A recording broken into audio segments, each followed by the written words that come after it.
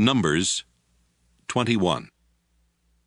The Canaanite king of Arad lived in the southern desert of Canaan, and when he heard that the Israelites were on their way to the village of Atharim, he attacked and took some of them hostage. The Israelites prayed, "Our Lord, if you will help us defeat these Canaanites, we'll completely destroy their towns and everything in them to show that they belong to you." The Lord answered their prayer and helped them wipe out the Canaanite army and completely destroy their towns. That's why one of the towns is named Hormah, which means destroyed place.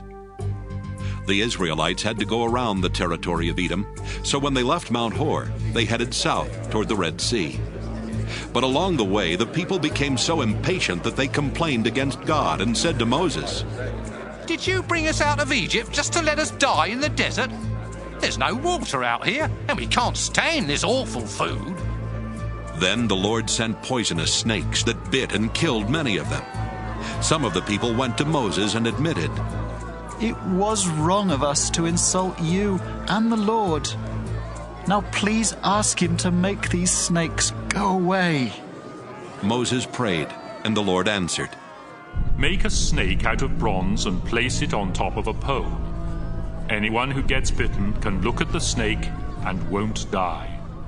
Moses obeyed the Lord, and all of those who looked at the bronze snake lived, even though they had been bitten by the poisonous snakes.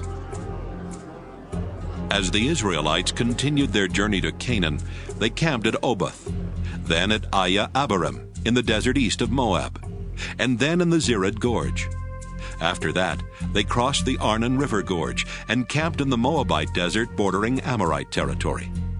The Arnon was the border between the Moabites and the Amorites. A song in the book of the Lord's battles mentions the town of Waheb with its creeks in the territory of Suphah. It also mentions the Arnon River with its valleys that lie alongside the Moabite border and extend to the town of Ar. From the Arnon, the Israelites went to the well near the town of Beer, where the Lord had said to Moses, "Call the people together, and I will give them water to drink." That's also the same well the Israelites sang about in this song. "Let's celebrate! The well has given us water. With their royal scepters, our leaders pointed out where to dig the well." The Israelites left the desert and camped near the town of Mattanah, then at Nahaliel, and then at Bamoth. Finally, they reached the Moabite territory, where they camped near Mount Pisgah in a valley overlooking the desert north of the Dead Sea. The Israelites sent this message to King Sihon of the Amorites. "Please let us pass through your territory. We promise to stay away from your fields and vineyards, and we won't drink any water from your wells.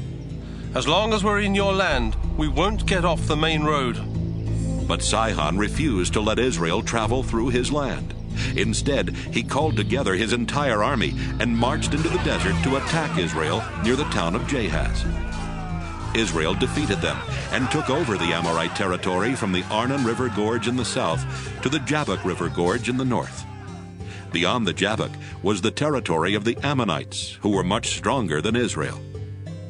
The Israelites settled in the Amorite towns, including the capital city of Heshbon, with its surrounding villages.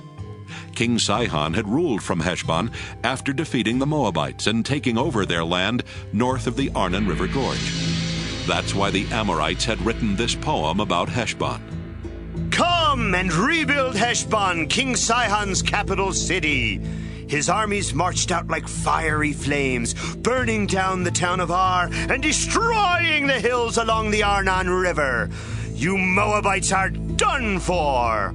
Your god 𝐂𝐡𝐚𝐩 deserted your people. They were captured, taken away by King Sihon the Amorite. We completely defeated Moab. The towns of Heshbon and Dibon, of Nophah and Medeba are ruined and gone."